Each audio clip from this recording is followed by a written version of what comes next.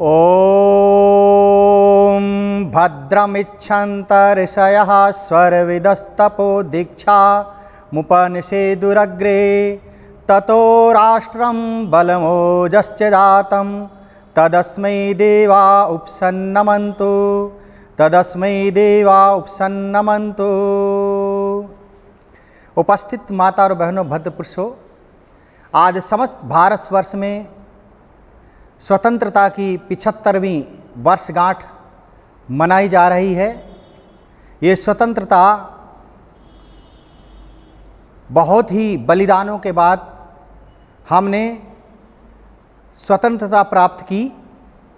और अभी मैंने जो आपके समक्ष मंत्र बोला, यह मंत्र अथर्ववेद कांड 19 सूक्त 41 का पहला मंत्र है। और इस मंत्र में बताया है कि जिस देश में तपस्वी और दीक्षित लोग रहते हैं, बलिदानी लोग रहते हैं, तदस्मै देवा उपसन्नमन्तु, ऐसे राष्ट्र के सामने दबंग राष्ट्र भी अपना मस्तक झुकाते हैं, रौब मानते हैं और उसका ओजस स्वीकार करते हैं। मेरी माता और बहनों, भद्र पुरुषों, जब तक हमारे देश में तपस्वी लोग थे और दीक्षित लोग थे, तब तक ये देश स्वतंत्र था। और जब से तपस्वी और दीक्षित लोग नहीं रहे, तभी हम गुलाम हुए। आए आपको स्वतंत्रता के विषय में कुछ बताते हैं, कितने बलिदानों के बाद हमने स्वतंत्रता प्राप्त की। मेरी माता और बहनों, भद्र पुरुषों, इतिहास में हमें पढ़ाया जाता है कि रक्त की एक बूंद बहाए बिना भी हमने स्वतंत्रता प्राप्त की। यह वीर बलिदानियों का सबसे बड़ा अपमान है। बिना क्रांति के समाज में कुछ भी प्राप्त नहीं होता। जो कुछ भी हम प्राप्त करते हैं, बड़े संघर्षों से प्राप्त करते हैं, क्रांति से प्राप्त करते हैं। मेरी माता और बहनों, भद्र पुरुषों, इस देश को स्वतंत्र कराने के लिए अनेक माँओं ने अपने लालों को खो दिया, अनेक बहनें अपने भाइयों के लिए विलाप करती रह गई, अनेक बहनों की गोदें उजड़ गई।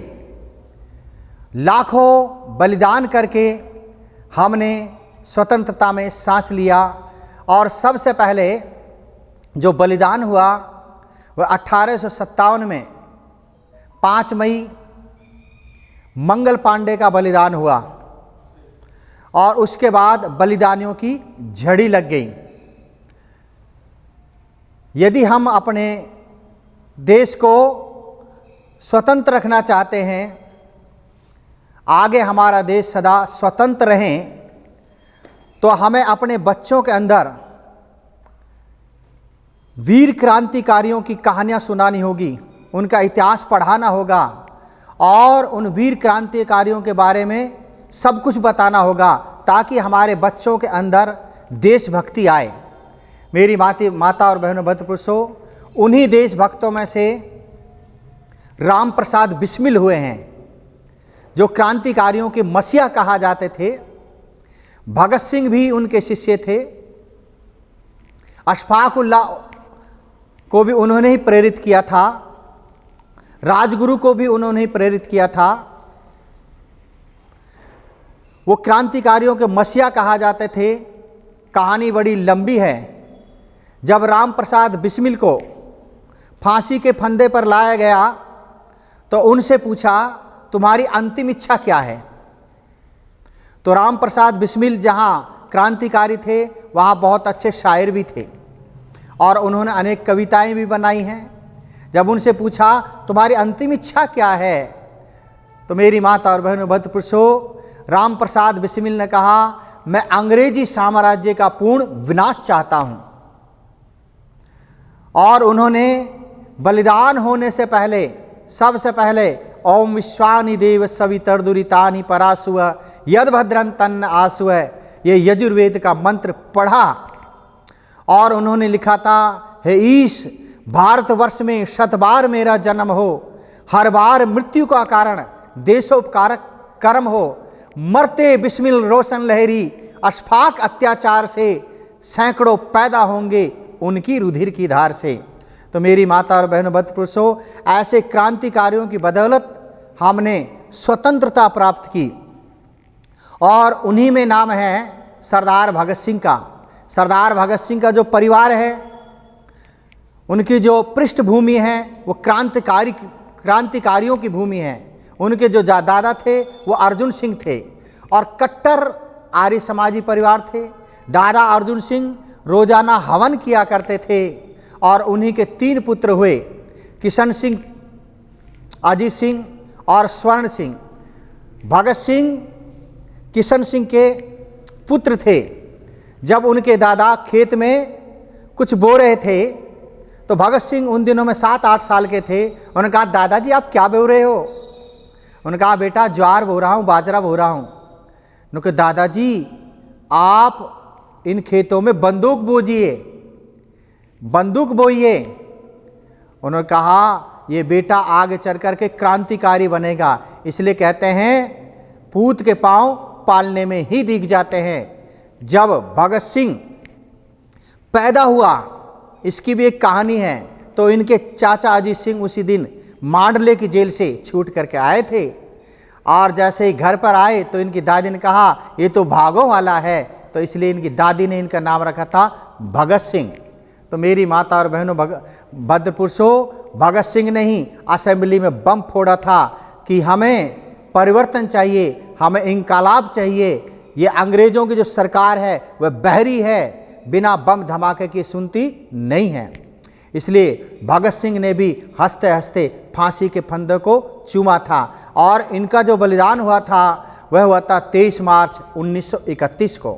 24 मार्च को फांसी दी जानी थी, लेकिन मेरी माता और बहनों, भद्रपुरुषों, पता था कहीं अंग्रेजी राज्य के खिलाफ लोग बगावत पर ना जाए, विद्रोह ना कर दे, इसलिए इन्होंने चुपचाप इनको फांसी दे दी थी और सतलुज नदी के किनारे मिट्टी का तेल डाल करके इन दुष्ट अंग्रेजों ने उन्हें जला दिया था। तो मेरी माता और बहनों, भद्रपुरुषों, प्रिय श्रोतागणों, तो यह कभी भी ना कहना कि रक्त की बूंद बहाए बिना ही हमने स्वतंत्रता प्राप्त की। इसलिए अनेक वीरों ने, अनेक क्रांतिकारियों ने बलिदान दिया और उन्हीं क्रांतिकारियों में ज़्यादातर स्वामी दयानंद के शिष्यों की ज़्यादा भीड़ थी। इसलिए सीता पट्टभ भीरमैया कहते हैं, मैं जेल में गया, मैं फांसी खाने वालों के पास गया, मुझे जहाँ जहाँ भी मिले 85% आर्य समाजी लोग या आर्य विचारधारा वाले ही लोग मिले। इन्हीं की बदौलत हमने स्वतंत्रता प्राप्त की। इसलिए किसी कवि ने बहुत सुंदर कहा, जो शरीर का रक्त चढ़ाकर हवन किया करते हैं, जो हंसते हंसते फांसी के फंदों को चूम लिया करते हैं, जो देश को फूल न देकर शीश दिया करते हैं, हम उन अमर शहीदों को शतबार नमन करते हैं, शतबार नमन करते हैं। प्रेरणा शहीदों से हम नहीं लेंगे तो ये आज़ादी ढलती हुई सांझ हो जाएगी।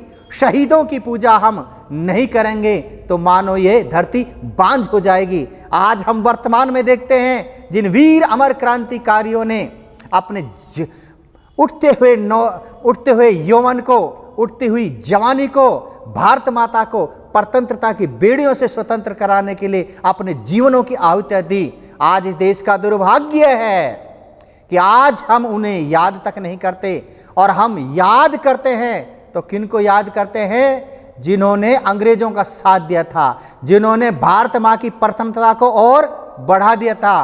इसलिए किसी शायर ने बहुत सुंदर कहा, उनकी समाधि पर एक दिया भी नहीं, उनकी समाधि पर एक दिया भी नहीं, जगमगाते थे जिनके खून से चिरागे वतन। आज जगमगाते हैं मकबरे उनके जो चुराते थे शहीदों के कफन, जो चुराते थे शहीदों के कफन। इसलिए वेद में आता है, वयम तुभ्य बलिहृतश्यामा, हे मातृभूमि हम तुझ पर अपना तन मन धन वारे। अरे वे नागरिक क्या, जिस देश की मिट्टी में हमने जन्म लिया है, जिस देश की मिट्टी से, वायु से, अन्न जल खा करके हमारे यह शरीर पल्लवित और पुष्पित हुआ है, यदि उस माँ के लिए हमने नहीं किया तो हमसे बड़ा कृतज्ञ, हमसे बड़ा देशद्रोही कोई भी नहीं होगा। इसलिए दुनिया में सबसे बड़ा यदि कोई पाप है, अक्षम्य यदि कोई पाप है, तो वह है देशद्रोही होना। इसलिए किसी कवि ने बहुत सुंदर कहा, भरा नहीं जो भावों से, बहती जिसमें रसधार नहीं, वह हृदय नहीं वह पत्थर है जिसमें स्वदेश का प्यार नहीं। वह हृदय नहीं वह पत्थर है जिसमें स्वदेश का प्यार नहीं। हमारा स्वतंत्रता दिवस मनाना तभी सार्थक होगा जब हम देश की मिट्टी की कदर करेंगे, देश के जल की कदर करेंगे। और जिस पद पर हम बैठे हुए हैं, देशभक्ति का मतलब यही नहीं है कि सीमा पर जाकर के लड़ना।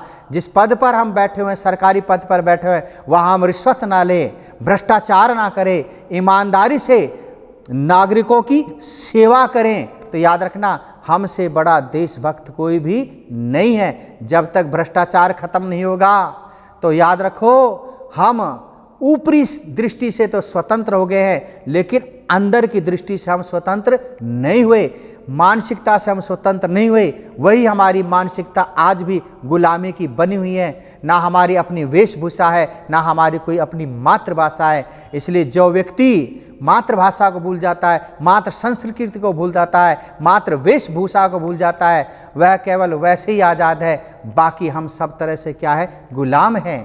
हे परमपिता परमेश्वर, हमारे देशवासियों में आप इतना आत्मिक बल दें, इतनी जागृति दें कि हम देश के लिए हमेशा लड़ने मरने और उसकी स्वतंत्रता को अक्षुण्ण बनाए रखने के लिए हमेशा तत्पर रहें। तो मेरे देशवासियों, बस यही संदेश है कि आप अपने बच्चों को संस्कारित कीजिए, आप अपने बच्चों को ब्रह्मचारी बनाइए, आप अपने बच्चों में वेद की शिक्षा दीजिए, ताकि वो देशभक्त बने। देशभक्त बनेंगे तो याद रखना, गौ भक्त बनेंगे, राम भक्त बनेंगे। देश ही नहीं बचेगा तो हमारी संस्कृति भी नहीं बचेगी। इसलिए देश को बचाना जरूरी है। ओम शम।